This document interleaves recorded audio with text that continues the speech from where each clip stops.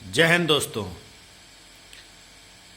मित्रों, इस 3 डायमेंशन भौतिक संसार में रहकर यहाँ के चुंबकीय आकर्षण प्रभाव से मुक्त हो जाना ही मुक्ति है।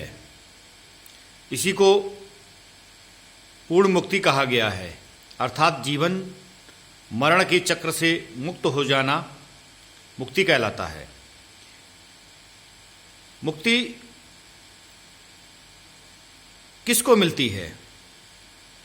ये एक गंभीर विषय है और हमारा चिंतन करने वाला विषय है। मित्रों, हमारे विचारों से मुक्ति की परिभाषा जो उचित है वह यह होनी चाहिए, जो मनुष्य लोभ, लालच, माया संग्रह, ईर्ष्या, द्वेष, घृणा, क्रोध, अहंकार, मोह आदि जो 3 डायमेंशन दुनिया के जो कारक हैं, इन कारकों से प्रभावित ना हो, तभी उसको मुक्ति मार्ग प्राप्त होगा। हम सभी जानते हैं, हमारा ब्रह्मांड विभिन्न आयामों में बटा हुआ है। हम जिस आयाम में हैं, जहां हम महसूस कर रहे हैं, यह हमारी 3 डायमेंशन दुनिया है। यहाँ भौतिक चीज़ें हमें स्पष्ट रूप से दिखाई पड़ती हैं और इन चीज़ों के कारण हम मोह में फंसे हुए होते हैं, हम लालच में फंसे हुए होते हैं।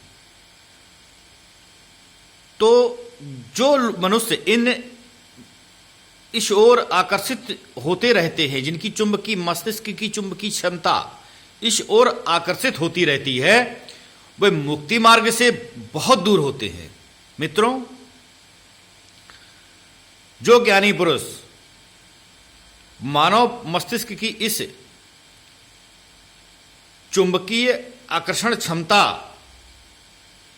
को अपने कंट्रोल में करने में सफलता हासिल कर लेता है, वही मनुष्य जीवन मरण के बंधनों से मुक्त हो जाता है।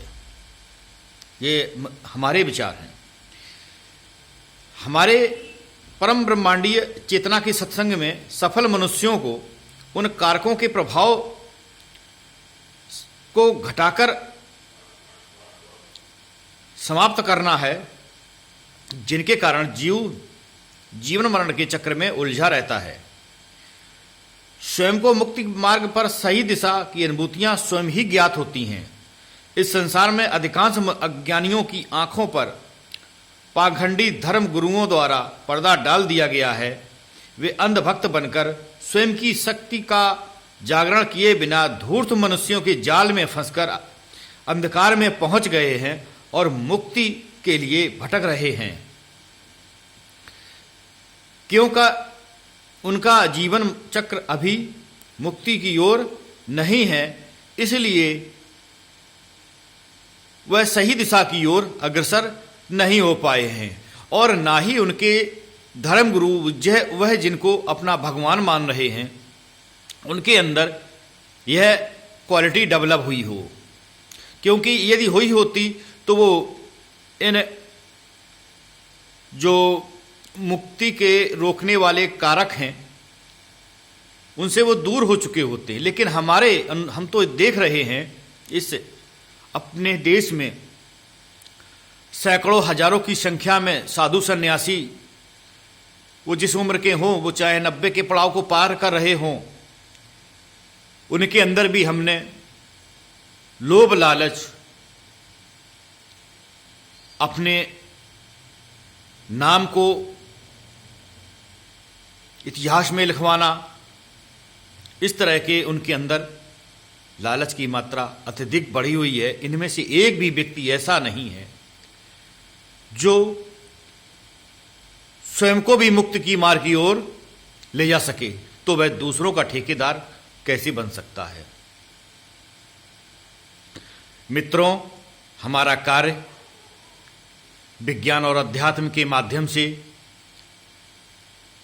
और आयुर्वेद के माध्यम से हम मनुष्यों की मस्तिष्क की आकर्षण चुंबकीय क्षमता को घटाकर, प्रमाणित कराकर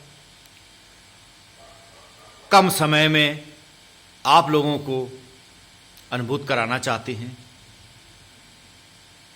और यह विश्वास बनाए रखें कि यह कार्य हम सभी की विश्वास से ही संभावित हो रहे हैं। धन्यवाद।